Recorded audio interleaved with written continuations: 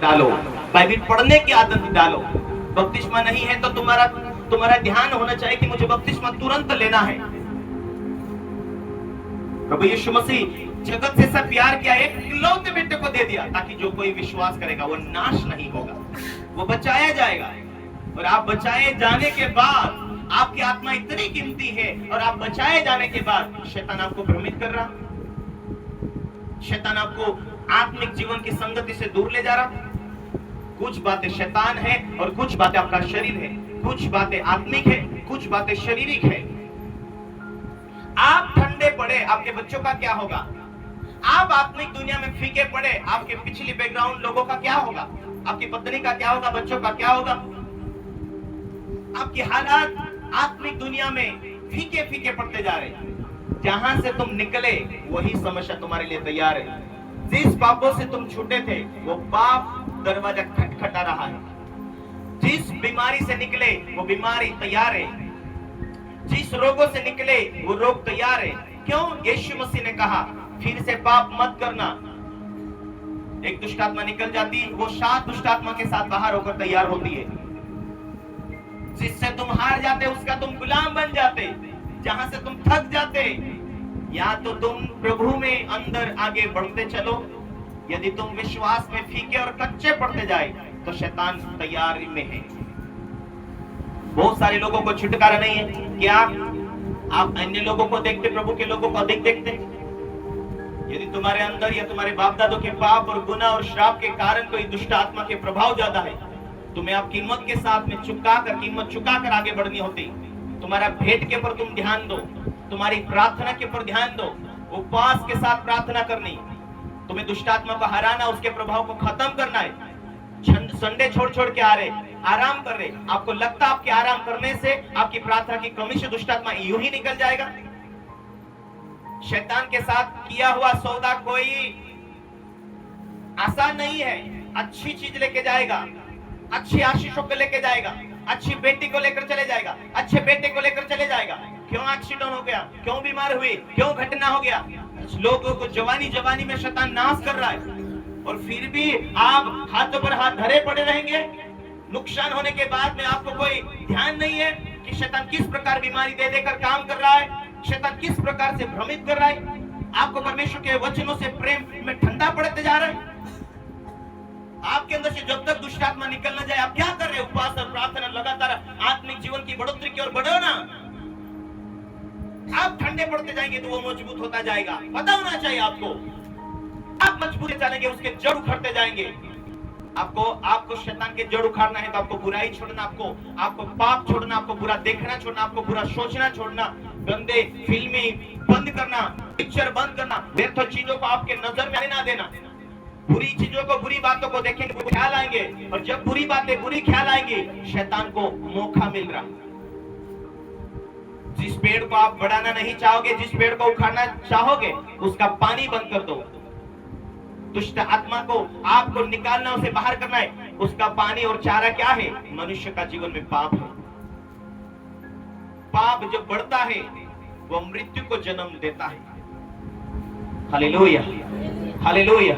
हम आजाद होना चाहेंगे, परंतु आज भी बुरी बातों से हम छूट नहीं रहे। आपका गुस्सा एक पाप का भोजन है, शैतान का भोजन है। आपकी बुराई करना शैतान का एक ताकत है। आत्मिक दुनिया में ठंडे पड़ने का कारण मनुष्य यूं ही नहीं डूब जाता है।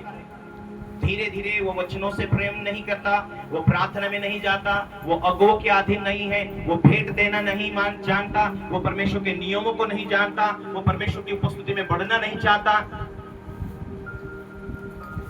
Hallelujah, hallelujah. आइए मेरे साथ यूहन्ना की किताब को निकाले।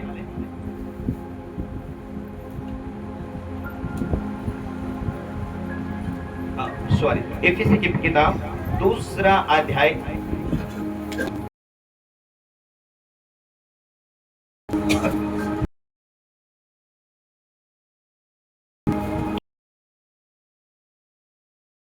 के सब पहले और शरीर और मन की इच्छाएं पूरी करते थे, और अन्य लोगों के समान स्वभाव ही से क्रोध की संतान थे। परंतु परमेश्वर ने जो दया का धनी है, अपने उस बड़े प्रेम के कारण जिससे उसने हमसे प्रेम किया है।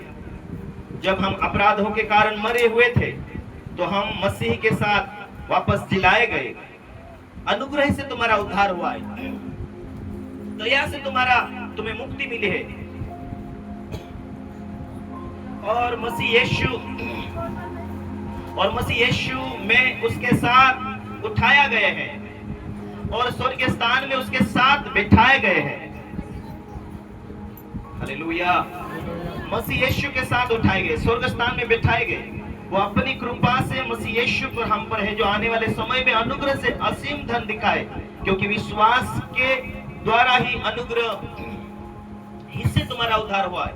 यही तुम्हारी ओर से नहीं वरन परमेश्वर का दान है, न कर्मों के कारण, न ऐसा न हो कि कोई घमंड करे, क्योंकि हम उसके बनाए हुए यीशु मसीह में ऐसे हमारे करने के लिए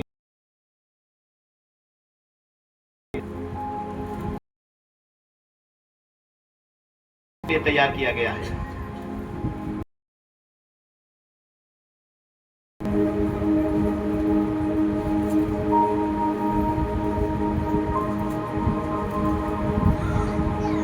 हालेलुया।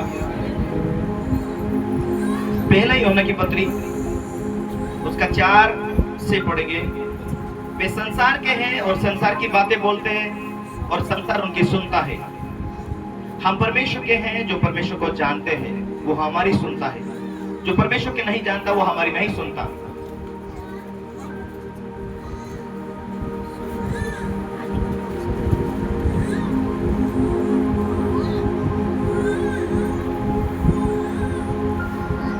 पहले यूहन्ना की पत्री को एक पढ़े।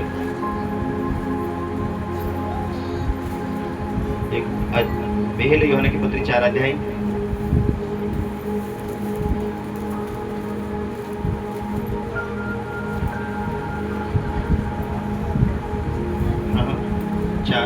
हे बालकों, तुम परमेश्वर के हैं, तुम उन पर जय पाया है, क्योंकि जो तुम में है वो संसार से बड़ा है। वे संसार के हैं, इस कारण संसार की बातें बोलते हैं और संसार उनकी सुनता है। हम परमेश्वर के हैं और जो परमेश्वर को जानता है वो नहीं जानता, वो हमारी नहीं सुनता। हालेलुया।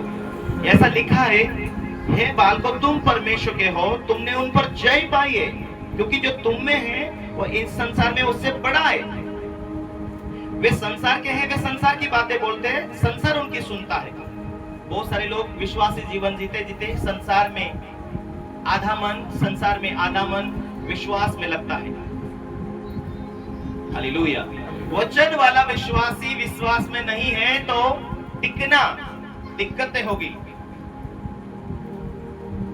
और कठिनाई के साथ। आपका विश्वास कच्चा है तो आपके विश्वास को हिलाने के लिए शैतान कई बार वो आपको पुरानी जिंदगी में ले जाने के लिए कोशिश करेगा। एक बार यूहन्ना की किताब में मैं वही वचन को ढूंढ रहा था, 3 अध्याय को देखते हैं।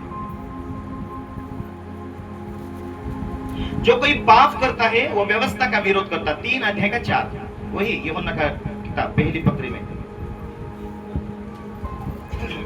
हाँ, जो कोई पाप करता है वो व्यवस्था का विरोध करता है। व्यवस्था का विरोध करता है और पाप तो व्यवस्था का विरोध है। पाप तो व्यवस्था का विरोध है। तुम जानते हो कि वो इसलिए प्रकट हुआ कि पापों को हर ले जाए। सुनो, वो यीशु मसीह इसीलिए प्रकट हुआ कि वो पापों को हरा ले जाए। यीशु मसीह इसलिए प्रकट हुआ कि पापों को हरा दे, पापों को खत्म करे, पापों को नाश करे। पापों के लिए वो क्रूस के ऊपर बलिदान हुआ, हमारे पापों को मिटाने के लिए। और उसके स्वभाव में पाप नहीं। यीशु मसीह के स्वभाव में पाप ही नहीं है। जो कोई उसमें बना रहता है, प्रभु यीशु में बना रहता है, वो पाप नहीं करता। प्रभु में जो बना रहता वो पाप नहीं करता और उसका बीज उसमें बना रहता है। जो कोई उसमें बना रहता है वो पाप नहीं करता। जो कोई पाप करता है उसने ना तो प्रभु को देखा ना प्रभु को जाना है। आगे, हे बालकों, किसी के भरमाने में ना आना। जो धर्म के काम करता है वो उसके समान धर्मी है। जो कोई पाप करता है वो शैतान की ओर से है, क्योंकि शैतान आरंभ से पाप करता आया है और परमेश्वर का पुत्र इसलिए प्रकट हुआ कि शैतान के कामों को नाश करे। शैतान, पाप शैतान को अधिकार देता है। Hallelujah, hallelujah. बहुत सारे लोग सोचते हैं कि प्रभु मुझे चंगाई क्यों नहीं दे रहा। आपके जीवन में एक क्रोध करना किसी के प्रति एक ये पाप है, बुरा देखना किसी के प्रति ये एक पाप है, बुरा सोचना किसी के प्रति पाप है, माफ ना कर पाना पाप है। और ये ऐसे छोटे छोटे जो पाप है वो शैतान को अंदर से स्ट्रोंग करते हैं। वो गंध लेता है। जब भी मनुष्य के जीवन में कोई पाप है उस इशारे में वो आता है। जब कई जानवर मरा हुआ होता है तो उस जानवर के मक्खियां जो गंध में आ जाती, वो कितना किलोमीटर दूर भी रहेगी, उसकी सूंघने की जो क्षमता होती है कई किलोमीटर होती है। जहां इंसान की सूंघने की क्षमता इतनी नहीं होती है, उससे कहीं 1000 गुना मक्खियों की सूंघने की क्षमता ज्यादा होती है। जहां लोथ पड़ी हुई है वहां बराबर मक्खी आ जाती। उसी प्रकार जहां पाप है वहां शैतान को दूर से मालूम पड़ जाता है कि कोई है अपना बंधा जो अपने लिए भोजन बना के रखा है, कोई है जो अपना बंधा अपने लिए घर की ओपनिंग हुई है। शैतान के लिए रास्ते खुल जाते, दरवाजे खुल जाते हैं। इस कारण लोगों को पता नहीं बुरे बुरे सपने क्यों आ रहे हैं,